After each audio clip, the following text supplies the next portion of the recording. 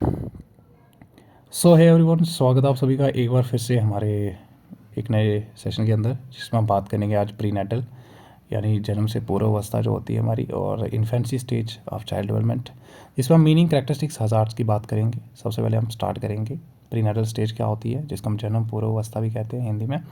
सबसे पहले जब भी आपको अगर ये आता है ना, what is prenatal stage and what are the various characteristics of prenatal stage और व्हाट आर द हज़ार्ड्स, है ना, तो ये आपको लिखना है। तो जब भी आप लिखोगे ना, तो डायरेक्टली जंप करना नहीं है आपको आंसर के ऊपर, थोड़ा सा इसका मीनिंग लिखो, दैन डेफिनेशंस एक आधी आपको कर लेनी है। सो देखो, अगर हम प्रीनेटल की बात करें यानी जन्म से पूर्व जो हमारी अवस्था होती है, so it refers to the period of human development, यानी मानवीय विकास का है ये वो वाला पीरियड होता है, ठीक है, जो कि बर्थ से पहले होता है। और ये स्टार्ट होता है कंसेप्शन से, यानी fusion of ovum and sperm, और कहाँ तक चलता है, जब तक कि बेबी बॉर्न नहीं हो जाता। तो ये जो पीरियड होता है हमारा, ठीक है, कंसेप्शन से लेके until the baby is born, इसको हम बोलते हैं प्रीनेटल पीरियड। ये प्रीनेटल स्टेज बहुत आसान है। दिस स्टेज इज़ क्रूशियल होता है, ये इंपॉर्टेंट स्टेज होती है, क्योंकि यहाँ पे बहुत सारी फॉर्मेशंस होती हैं, लाइक ऑर्गन्स डेवलप होते हैं, ठीक है, आपने देखा होगा।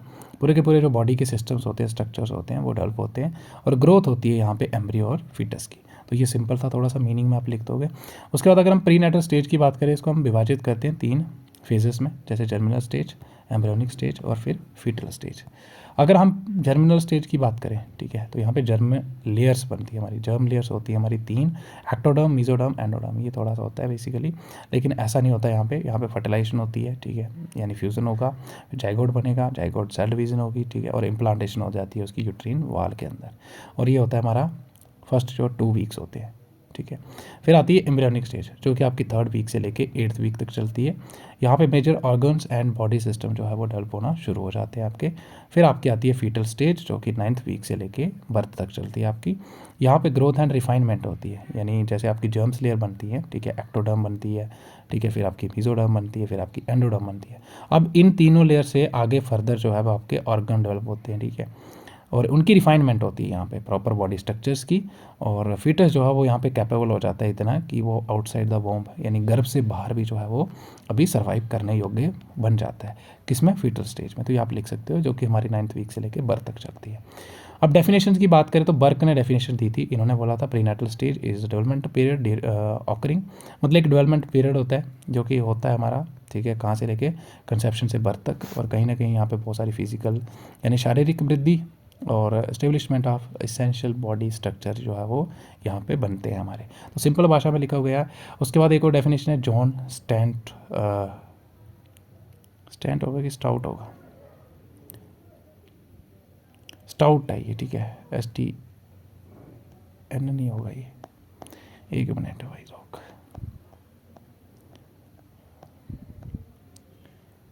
स्टैंट है, ठीक है, ये याद रखो, जॉन स्टैंट रॉक है ये।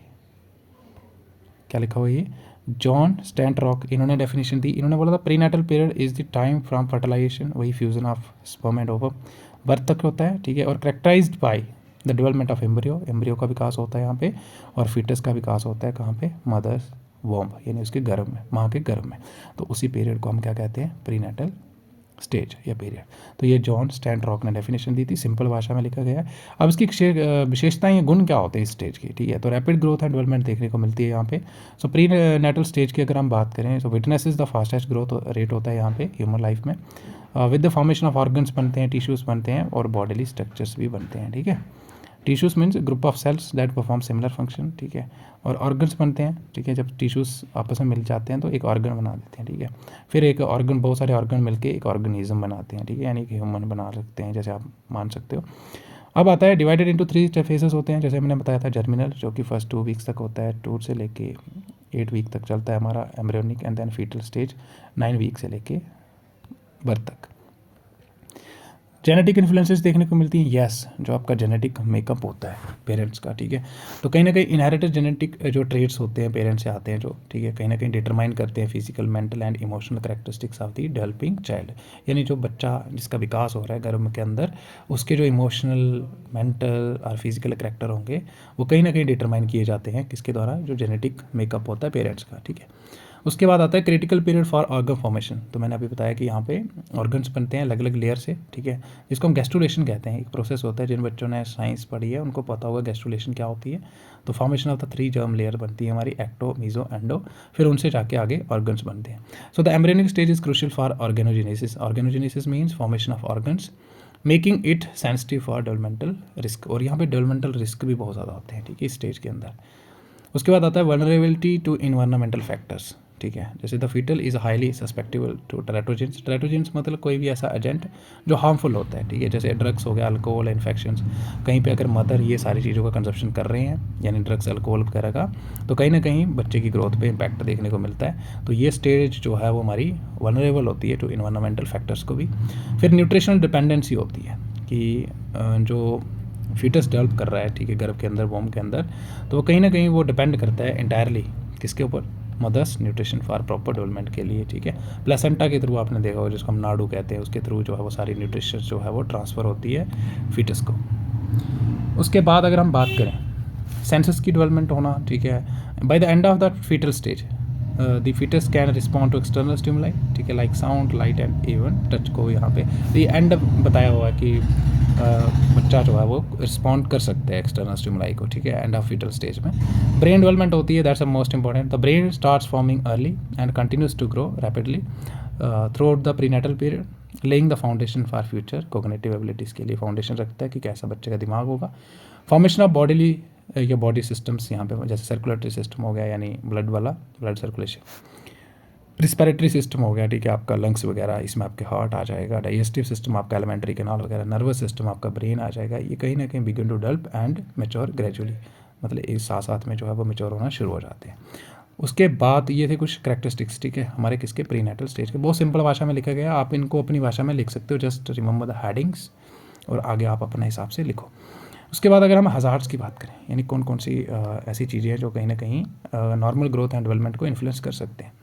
सो प्रीनेटल स्टेज जो है हाईली सेंसिटिव होता है, जैसे मैंने बताया कि बहुत सारी यहाँ पे हमें डेवलपमेंट देखने को मिलती हैं, लेकिन बहुत सारे यहाँ पे फैक्टर्स जो है वो रिस्क भी पोज कर सकते हैं, ठीक है, जो फीटस डेवलप हो रहा है। तो these hazards can lead to the birth defect हो सकते हैं, ठीक है, हो सकता है बच्चे का ब्रेन अच्छे से डेवलप ना हो, ठीक है, कहीं ना कहीं फिजिकल कैरेक्टर में कहीं इन्फ्लुएंसेस देखने को मिल सकते हैं हमें, ठीक है, डेवलपमेंटल डिलेज देखने को मिल सकते हैं, और इवन मिस कैरेज भी हो सकता है।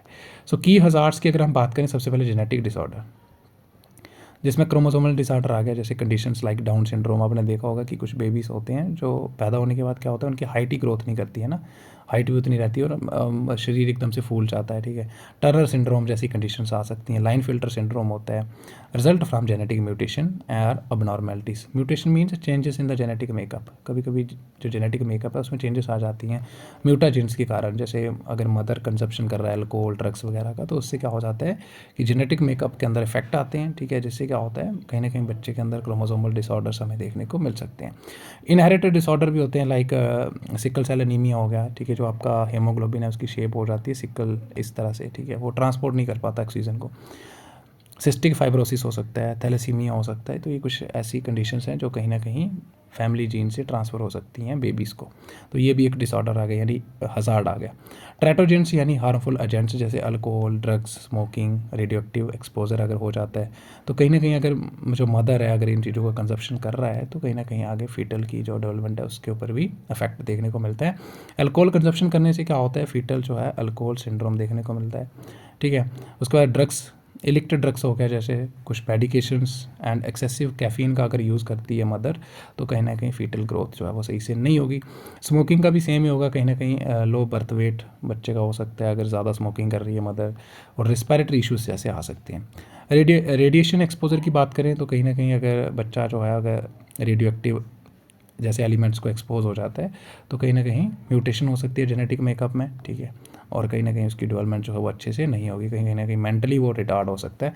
मैटरनल इन्फेक्शंस हो सकती हैं, लाइक रूबीला, इसको जर्मल मीजलेस खसरा भी कहते हैं, ठीक है। तो कहीं ना कहीं इससे क्या होता है, बच्चा जो ब्लाइंडनेस हो सकता है, डीफ हो सकता है, या हार्ट डिफेक्ट भी आ सकते हैं। टोक्सोप्लाज्मोसिस भी हो सकता है, ब्रेन डैमेज, आई प्रॉब्लम जैसी सिचुएशंस आ सकती हैं। HIV एड्स हो गया, मदर टू बेबी ट्रांसफ़र हो सकता है।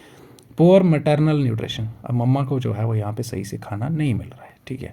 तो जब खाना नहीं मिल रहा है सही से, तो कहीं ना कहीं जो फीटस जो डेवलप हो रहा है तो वो भी सही से नहीं होगा क्योंकि उसको प्रॉपर न्यूट्रिशन नहीं मिल पा रही होगी। So inadequate intake of essential nutrients like folic acid, iron, calcium and calcium में काज न्यूरल ट्यूब डिफेक्ट हो सकते हैं, यानी बच्चे का जो न्यूरल सिस्टम है वो डेवलप नहीं हो सकता सही से, उसमें भी दिक्कत आ सकती है। लो बर्थ वेट देखने को मिल सकता है आपका। उसके बाद RH इनकम्पैटिबिलिटी, ये वही आ गया, रिसस फैक्टर बोलते हैं इसको हम।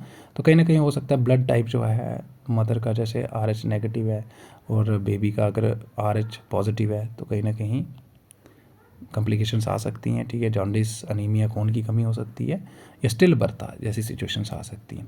Maternal stress and emotional disturbance, वही आगे कि अगर जो मदर है वो स्ट्रेस से जूझ रही है या इमोशनली डिस्टर्ब्ड है तो कहीं ना कहीं क्रोनिक स्ट्रेस यानी लॉन्ग टर्म स्ट्रेस रहती है, अगर एंजाइटी जैसी सिचुएशंस रहती हैं तो कहीं ना कहीं risk of pre mature birth बढ़ जाते हैं कि पहले ही बच्चे का बर्थ हो जाए, अभी तक मैच्योर नहीं हुआ है। लो बर्थ वेट हो सकता है और डेवलपमेंटल प्रॉब्लम्स भी आ सकती हैं। एक्सपोजर टू इन्वायरमेंटल टॉक्सिन, कहीं ना कहीं इन्वायरमेंट के अंदर जो टॉक्सिन प्रेजेंट होते हैं जैसे पेस्टिसाइड, लेड, मर्करी, ठीक है, इंडस्ट्रियल पोल्यूटेंट जैसे हमारे जो टॉक्सिन्स होते हैं, अगर इनसे एक्सपोज हो जाता है किसको, मदर को, तो कहीं ना कहीं इससे भी जो है बर्थ डिफेक्ट, कोग्निटिव इम्पेयरमेंट देखने को मिल सकती है हमें, जो फीटस डेवलप हो रहा है। मैटरनल एज का भी होता है, ठीक है, टीन प्रेगनेंसी यानी पहले ही प्रेग्नेंट हो जाए कोई, ठीक है, may increase the risk of pre mature birth होने के चांसेस बढ़ जाते हैं यहाँ पे। एंड लो बर्थ वेट और एडवांस्ड मैटरनल एज यानी 35 प्लस के बाद अगर होता है तो कहीं ना कहीं क्रोमोसोमल डिसऑर्डर जैसे डाउन सिंड्रोम जैसी सिचुएशंस आ सकती हैं। उसके बाद आता है मेडिकेशन इश्यूज़। मिसयूज़ मतलब medication without the precautions of the doctor, आप अगर कंज्यूम करते हो certain medications taken without medical guidance can harm the foetus, जैसे यहाँ पे लिखा है आइसो ट्रेटिनोइन, ठीक है, आइसो ट्रेटिनोइन एक्ने के लिए यूज़ किया जाता है। तो कहीं ना कहीं ये ड्रग्स जो है लाइक एंटीबायोटिक्स का अगर यूज़ करती है मदर तो कहीं ना कहीं सेवर डिफेक्ट देखने को मिल सकते हैं हमें, जो फीटस डेवलप हो रहा है। फिजिकल ट्रॉमा और इंजरी, वही आगे अगर कहीं के गिर गए, ठीक है, मदर, या कहीं कुछ एक्सीडेंट्स वगैरह हो गया तो कहीं ना कहीं डेवलपमेंटल कॉम्प्लिकेशंस आ सकती हैं, मिसकैरेज भी हो सकता है। एंडोक्राइन डिसऑर्डर्स देखने को मिल सकते हैं, कंडीशंस लाइक डायबिटीज़ है अगर मदर को, थायराइड इम्बैलेंस है तो कहीं ना कहीं ये फीटल की ग्रोथ और ऑर्गन डेवलपमेंट को भी अफेक्ट करता है। उसके बाद मल्टीपल प्रेगनेंसीज जैसी सिचुएशंस भी हज़ार्ड है, ट्विन ट्रिपलेट्स भी हो सकते हैं। So multiple pregnancies the risk of premature birth, low birth weight and development complications is high. तो वही आ गया कि अगर मल्टीपल प्रेगनेंसीज हो जाती हैं तो कहीं ना कहीं प्रीमेच्योर बर्थ के चांसेस बढ़ जाते हैं, लो बर्थ वेट जैसी सिचुएशंस, और बच्चे की डेवलपमेंट में भी कॉम्प्लिकेशंस जो है वो उसके चांसेस बढ़ जाते हैं। अब इसकी प्रिवेंशन स्ट्रेटजीज़ क्या हैं, तो रेगुलर प्रीनेटल चेकअप करवाओ, ठीक है, बैलेंस डाइट जिसमें सारी चीज़ें कवर अप हों, फोलिक एसिड वगैरह, essential nutrients, avoidance of alcohol, smoking, drugs आपको नहीं करनी है, ठीक है, और स्ट्रेस और हेल्दी लाइफस्टाइल आपको मेंटेन रखना है और स्ट्रेस को मैनेज करना है, ठीक है, और वॉकिंग सेफ्टी, मतलब चलते समय या कहीं पे बाहर जा रहे हो तो एकदम सेफ्टी से या सेफ्टी प्रिकॉशंस आपको फॉलो करने हैं। तो this is all about the prenatal stage, characteristics and hazards. बहुत सिंपल था, ठीक है, आपको ऐसा लिखना है और फिर देखना आपके कोई भी मार्क्स वार्क्स नहीं काट सकता, ठीक है। उसके बाद अगर हम बात करें तो second stage is the infancy stage यानी शिशुअवस्था। शिशुअवस्था की अगर हम बात करें, ठीक है, तो मीनिंग की बात करें तो ये सिंपली आपको लिख देना है early period of child's life development होते हैं हमारे, ठीक है, और टिपिकली कहाँ से कहाँ चलता है ये, बर्थ से लेके 2 ईयर ऑफ एज जो हमारी होती है उसको हम क्या कहते हैं, इन्फेंसी स्टेज यानी शिशुअवस्था। ये अगेन क्रूशियल पीरियड होता है डेवलपमेंट का, ठीक है, यहाँ पे physical, cognitive, emotional and social growth of child देखने को मिलती है हमें, शारीरिक, संज्ञानात्मक यानी मेंटल बुद्धि वही, इमोशनल भावनात्मक, सोशल ग्रोथ होती है यहाँ पे। During this stage infant develop basic motor skills develop करता है, ठीक है, वही जैसे हंसना, थोड़ा बहुत स्माइल करना, ठीक है, चलना, क्रॉलिंग करना, सेंसरी एबिलिटी स्किल्स डेवलप होती हैं यहाँ पे, ठीक है, इमोशनल अटैचमेंट केयर गिवर के प्रति, और कहीं ना कहीं फाउंडेशन यहाँ पे रखी जाती है फॉर फ्यूचर डेवलपमेंट्स के लिए। उसके बाद इन्फेंसी स्टेज को हम और क्या क्या नाम से बुलाते हैं, जैसे नियो नेटल स्टेज, ये एज भी कहते हैं इसमें, ठीक है, यानी न्यू बॉर्न, बेबीहुड भी कहते हैं इसको, sensory motor according to Jean पियाजे। सेंसरी मोटर इसलिए कहते हैं क्योंकि जीन पियाजे कहते हैं कि यहाँ पे बच्चा जो है वो सेंसस के थ्रू लर्निंग करता है। और एरिक्सन की थ्योरी के according trust versus mistrust stage भी कहते हैं इसको। ट्रस्ट तब डेवलप होगा अगर प्रॉपर बच्चे को केयर मिल रही है, तो बच्चे के अंदर जो है वो ट्रस्ट डेवलप होगा towards the care giver, otherwise mistrust develop होगा। ठीक है, डेफिनेशंस की अगर हम बात करें तो एलिजाबेथ हरलॉक की डेफिनेशन आ जाएगी, infancy is the first stage of human life extending from birth to end of 2 years, characterized by rapid physical growth, sensory developments and the formation of emotional bonds। Simple वही पीछे वाली आ जाएगी, simple लिखा हुआ है। John सेंट्रॉक ने कहा था कि infancy is the development period from birth to approximately 2 years of age during which significant cognitive emotional and social growth occur, यानी ये सारी ग्रोथ यहाँ पे होती हैं। बस दोनों ने ये बताया कि बर्थ से लेके 2 year का पीरियड जो होता है हमारा उसको हम इन्फेंसी स्टेज कहते हैं। कैरेक्टरिस्टिक्स यानी इसकी विशेषताएं, गुण क्या है स्टेज के, तो infancy stage from birth to around 2 year of age is a crucial period of human development marked by the rapid growth and significant changes हमें यहाँ पे देखने को मिलती हैं। कुछ मुख्य अगर विशेषता की बात करें, जो करेक्टरिस्टिक्स हैं of this stage, physical growth होगी, बच्चा शारीरिक रूप से कहीं ना कहीं यहाँ पे वृद्धि होगी। So infant experience fast growth in height and weight with the most significant changes occurring in the first year. तो फर्स्ट ईयर में बहुत सारी चेंजेस देखने को मिलती हैं हमें। Brain develop rapidly reaching about 75% of adult size by the age of 2, मतलब 75% ब्रेन यहाँ पे डेवलप हो जाता है हमारा एट द एज ऑफ 2 तक। उसके बाद लिखा है यहाँ पे रिफ्लेक्सिव टू वॉलेंट्री मोमेंट्स। ठीक है, न्यू बॉर्न बेबी जो है कहीं ना कहीं जैसे सकिंग हो गया, ग्रेस्पिंग हो गया, ये थोड़े रिफ्लेक्सेस डेवलप हो जाते हैं वहाँ पे। Gradually voluntary motor skills develop हो जाती हैं, जैसे रोलिंग करना, ठीक है, वो रोलिंग ओवर हो गया, सिटिंग, क्रॉलिंग करना और कहीं ना कहीं थोड़ा बहुत चलना। Sensory and perceptual development, perceive करना चीज़ों को, ठीक है, सेंस करना, तो ये भी उसके अंदर जो है वो यहाँ पे डेवलप हो जाती है। Infants are born with functioning senses but vision शुरू में क्या होती है, लो होती है, ब्लरी होती है।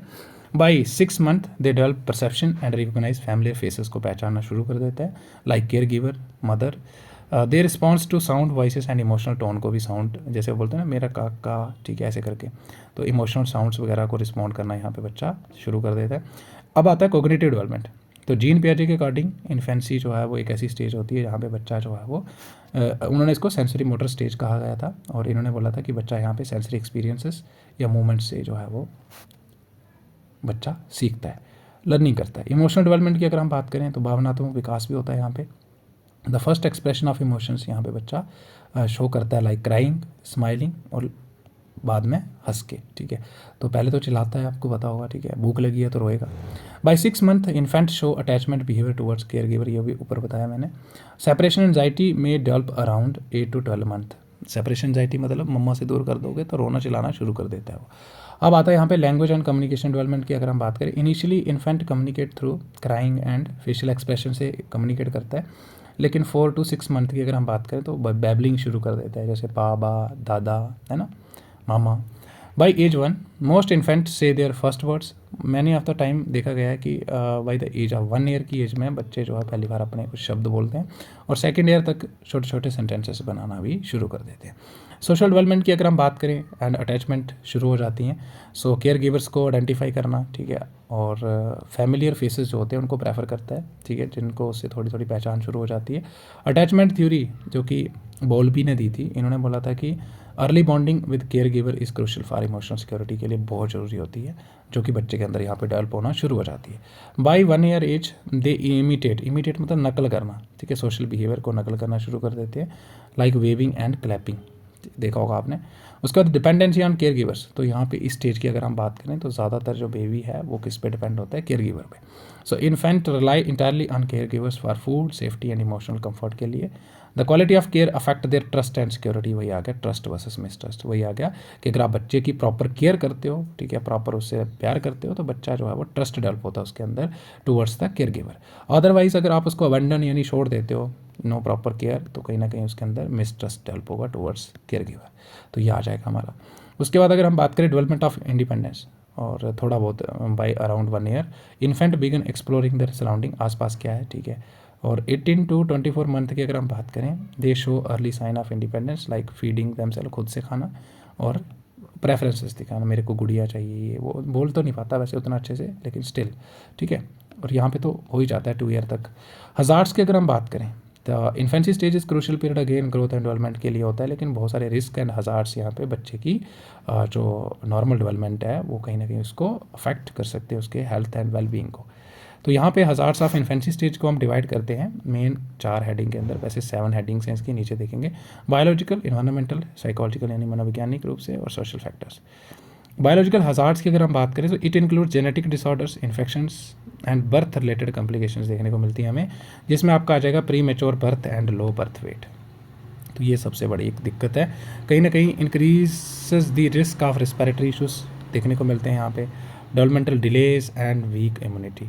वही आ गया कि अगर प्री मेच्योर बर्थ हुआ है या लो बर्थ वेट है तो इससे क्या होगा कि रिस्पिरेटरी इशूज़ जैसे कंडीशंस जो होती हैं या रिस्क होते हैं इनके चांसेस बढ़ जाते हैं, डेवलपमेंटल डिलेज देखने को मिलता है, और इम्यून सिस्टम, इम्यूनिटी क्या होती है, the ability of a person to fight against diseases, यानी प्रतिरोधक जो हमारी क्षमता होती है, ठीक है।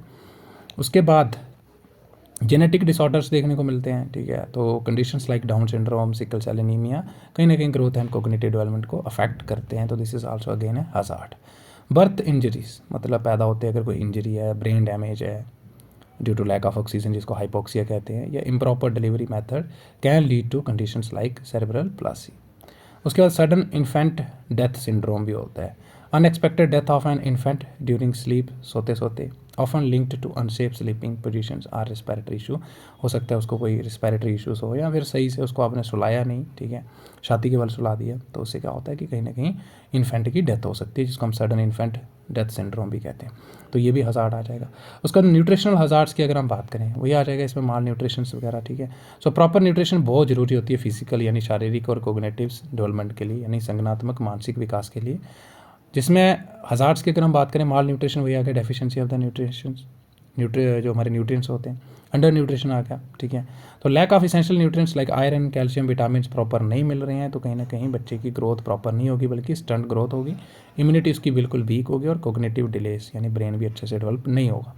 ओबिसिटी एंड ओवर फीडिंग, ज़्यादा खिला देते हो आप उसको, ठीक है, तो उससे क्या हो जाएगा, ओबिसिटी जैसी सिचुएशंस आ सकती हैं, एक्सेसिव अकमुलेशन हो सकती है फैट की, ठीक है, जो कि कहीं ना कहीं उसके हार्ट, ठीक है, लंग्स को भी अफेक्ट कर सकता है। So excessive feeding and improper diet can lead to early obesity, diabetes यानी increase in the sugar level, यानी जो शुगर लेवल है वो बढ़ सकता है ब्लड के अंदर, ठीक है, उसको हम डायबिटीज़ कहते हैं, वो जैसी सिचुएशंस यहाँ पे आ सकती हैं। ब्रेस्ट फीडिंग चैलेंज हो सकता है, कहीं ना कहीं अगर पोर मैटरनल हेल्थ है, अवेयरनेस नहीं है मम्मा को, ठीक है, इनसफिशेंट ब्रेस्ट फीडिंग अगर बच्चे को करवाते हो, प्रॉपर दूध ही नहीं पिलाया माँ का, तो कहीं ना कहीं बच्चा जो है उसको इसेंशियल एंटीबायोटिक्स जो दूध में होते हैं माँ के दूध में वो नहीं मिलेंगे, न्यूट्रिएंट्स भी नहीं मिलेंगे, और कहीं ना कहीं उसकी डेवलपमेंट पे भी अफेक्ट पड़ेगा। उसके बाद आता है इन्फेक्शंस एंड डिजीजेस। तो infant have week immune system होता है, आप सबको पता है, ठीक है, और कहीं ना कहीं उसको वल्नरेबल बनाता है, बहुत सारी इन्फेक्शंस उसको होने के चांसेस हो जाते हैं। सो रिस्पिरेटरी इन्फेक्शंस हो गया जैसे निमोनिया, ठीक है, ब्रोंकिट्स हो गया, फ्लू हो गया, ये कहीं ना कहीं लाइफ थ्रेटनिंग इन्फेंसी स्टेज में ये घातक हमारे इन्फेक्शंस होती हैं। फिर गैस्ट्रो इंटेस्टाइनल इन्फेक्शन हो गया, यानी एलिमेंट्री कैनाल के अंदर कहीं, ठीक है, डायरिया जैसे लूज मोशन, डिहाइड्रेशन हो गया, लॉस ऑफ वाटर, ठीक है, from bacterial infection can cause severe health issue या कॉम्प्लिकेशंस। फिर आता है वैक्सीन प्रिवेंटेबल डिजीज़, कुछ ऐसी डिजीज़ होती हैं जिनको वैक्सीन लगवाने से प्रिवेंट कर सकते हैं, लेकिन आपने उनको वैक्सीन ही नहीं लगवाई बच्चे को, ठीक है। So lack of vaccination exposes infant to disease like measles, polio, tetanus, ठीक है, तो ऐसी डिजीज़ हो सकती हैं अगर आप बच्चे को वैक्सीनेशन नहीं करवाते हो। Environmental hazards, unsafe sleeping condition, ठीक है, बेड पे सुला दिया आपने, ठीक है, और साइड से बेड जो है वो प्रॉपर उठा हुआ नहीं है, ठीक है, प्लेन था और नीचे गिर गया, तो सॉफ्ट बेडिंग हो गया, पिल्लोस या sleeping on the stomach increase the risk of SIDS की फुल फॉर्म बताओ, अभी बताई मैंने स्लीपिंग वाली जिसमें डेथ हो जाती थी बच्चे की, इंस्टेंट डेथ सिंड्रोम, ठीक है। एक्सीडेंट्स एंड इंजरीज वही आ गया, फॉल, कहीं से गिर गया बच्चा, ठीक है, चोकिंग हज़ार्ड्स, बर्न्स, और कहीं डूब गया, ड्राउनिंग हो गया, ये कुछ कॉमन रिस्क होते हैं due to the infant developing mobility, क्योंकि अभी बच्चा यहाँ पे थोड़ा बहुत चलना शुरू कर देता है। एक्सपोजर टू पोल्यूटेंट्स वही आ गया, जैसे सेकेंड हैंड स्मोक हो गया, घर पे कोई और स्मोकिंग कर रहा है, धुआं सारा बच्चा ले रहा है, ठीक है, एयर पोल्यूटेंट हो गया, toxic substance can affect lung and brain development को अफेक्ट कर सकते हैं। उसके बाद अगर हम बात करें psychological and emotional hazards, so an infant emotional wellbeing is shaped by care giver interaction. अब केयर गिवर उससे कैसे इंटरेक्ट करता है, अगर अच्छे से उससे प्यार कर रहा है, ठीक है, अच्छे से उसको प्रॉपर केयर दे रहा है, तो बच्चे के अंदर क्या होगा, एक security, sense of security develop होगी, ट्रस्ट डेवलप होगा टुवर्ड्स द, यानी प्यार डेवलप होगा। तो वही ज़रूरी है उसके इमोशनल वेलबींग के लिए। लेकिन अगर उसको अबेंडन छोड़ रखा है, ना प्रॉपर केयर दी जा रही है, तो कहीं ना कहीं बच्चा जो इमोशनली वो उसका सही नहीं होगा, इमोशनल डेवलपमेंट है ना। So lack of parental bonding वही आ गया कि निगलेक्ट कर रहे हो आप, lack of attention, lack of affection और इनकन्सिस्टेंट केयर गिविंग कर रहे हो आप, तो कहीं ना कहीं बच्चा जो है इमोशनल इनसिक्योरिटी डेवलप हो सकती है और अटैचमेंट इश्यूज भी डेवलप हो सकते हैं। प्रीनेटल डिप्रेशन एंड स्ट्रेस आ सकता है। और डिप्रेस्ड और स्ट्रेस्ड केयर गिवर में struggle to provide emotional support. अब जो केयर गिवर है वो खुद ही डिप्रेस्ड है या स्ट्रेस्ड है, तो वो प्रॉपर इमोशनल सपोर्ट दे नहीं पाएगा, जिससे कहीं ना कहीं बच्चे के अंदर जो सेंस ऑफ सिक्योरिटी है वो भी डेवलप नहीं होगी अच्छे से। सोशल आइसोलेशन आ जाएगा, lack of social interaction and stimulation में slow language and cognitive development जो है उनको डिले कर सकता है। उसके बाद आता है सोशल एंड इकोनॉमिक हज़ार्ड्स की अगर हम बात करें, जैसे आपके पास पैसे ही नहीं है, पॉवर्टी, पुअर लिविंग कंडीशंस हैं, तो अगर आप limited access to health care होगी क्योंकि आपके पास पैसा ही नहीं है, तो जब पैसा ही नहीं है आपके पास तो आप प्रॉपर हेल्थ केयर भी नहीं ले पाओगे, प्रॉपर डाइट भी यानी खाना भी नहीं अच्छे से खिला पाओगे अपने बच्चों को, ठीक है, प्रॉपर हाउसिंग नहीं है, तो कहीं ना कहीं माल न्यूट्रिशन एंड डिजीज़ बच्चे को यहाँ पे हो सकती है। माल न्यूट्रिशन वही आ गया, डेफिशिएंसी ऑफ न्यूट्रिएंट्स, जिसमें आपने देखा होगा हमारे बहुत सारे मारस्मस सिंड्रोम होता है, पढ़ा होगा आपने, ठीक है, ऐसी कंडीशंस आ सकती हैं प्रोटीन डेफिशिएंसी से। लैक ऑफ पेरेंटल एजुकेशन, ठीक है, सो अनइन्फॉर्म्ड केयर गिवर्स में not follow proper feeding, hygiene and safety practices. तो वही आ गया कि अगर प्रॉपर उनको नॉलेज नहीं है, ठीक है, प्रॉपर हाइजीन नहीं रख रहे हैं बच्चे, साफ़ सफाई का ध्यान नहीं रख रहे हैं, तो इससे भी कहीं ना कहीं बच्चा जो है वो वल्नरेबल हो सकता है डिजीज़ को। चाइल्ड अब्यूज़ एंड निगलेक्ट, ये वही आ गया, फिजिकल इमोशनल और निगलेक्टफुल अब्यूज़ कर रहे हो बच्चे का ड्यूरिंग इन्फेंसी यानी शिशुवस्था के अंदर, तो कहीं ना कहीं long term psychological and cognitive damage हो सकता है। बच्चा जो है मनोवैज्ञानिक रूप से भी यहाँ पे डैमेज हो सकता है, यानी उसका प्रॉपर डेवलपमेंट नहीं होगा क्योंकि आप उसको केयर नहीं दे रहे हो। डिलेड डेवलपमेंट हज़ार्ड्स भी आ सकता है, जैसे मोटर डिलेज हो गया, यानी बच्चा जो है वो हाथ पाँव चलाना देरी से हो रहे हैं उसमें शुरू, ठीक है। So let development of crawling, walking और ग्रास्पिंग ऑब्जेक्ट में इंडिकेट न्यूरोलॉजिकल इशू, मतलब कहीं ना कहीं ये दर्शाता है कि बच्चा जो है वो कहीं ना कहीं मानसिक रूप से जो है वो सही से उसका विकास नहीं हुआ। स्पीच डिलेस की अगर हम बात करें, lack of response speech delays में सिग्नल हियरिंग और स्पीच और कोग्निटिव इम्पेयरमेंट, कहीं ना कहीं ये दर्शाता है कि बच्चा अगर सही से बोल नहीं पा रहा है, ठीक है, तो इसका मतलब यही हुआ कि कहीं ना कहीं बच्चा जो है उसको सुनने में या बोलने में कहीं ना कहीं दिक्कत है, या फिर मानसिक रूप से उसका सही से विकास नहीं हुआ है, कहीं ना कहीं दिक्कत है कुछ। ASD आ जाएगा, जिसको हम ऑटिज्म स्पेक्ट्रम डिसऑर्डर कहते हैं। इसमें signs like lack of eye contact, delayed speech and repetitive behaviour, बार बार सेम बिहेवियर रिपीट करना, ठीक है।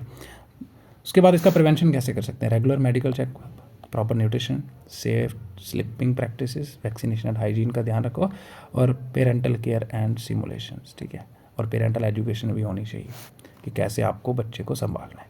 So this is all about, हमने 2 स्टेजेस देखी यहाँ पे, प्री नेटल, ठीक है, और दूसरा इन्फेंसी स्टेज। बहुत सरल है, ठीक है, बहुत सरल भाषा में है, और बाकी आप लोगों का एक ही काम है कि वीडियो को अगर आपके लिए हेल्पफुल रही हो ना, तो वीडियो को लाइक करना है आपको, ज़्यादा से ज़्यादा शेयर कर दो सभी के साथ ताकि सभी की हेल्प हो पाए। और फॉर PDF आपको एक ही काम करना है, PDF के लिए आपको आना है टेलीग्राम चैनल पे। टेलीग्राम पे तब भी आना आप लोग, ठीक है, थोड़ा सपोर्ट कर लिया करो, ठीक है, क्योंकि आपको इससे अच्छा कंटेंट आपको कहीं नहीं मिलेगा, ठीक है। आप खुद से बनाओ, फिर तो खुद से बनाओगे तो बहुत टाइम लगेगा, ठीक है, और एकदम क्वालिटी कंटेंट है, ठीक है। आप ऐसा लिख के आओ, हेडिंग्स प्रॉपर फ्लो चार्ट बना के आओ, ठीक है।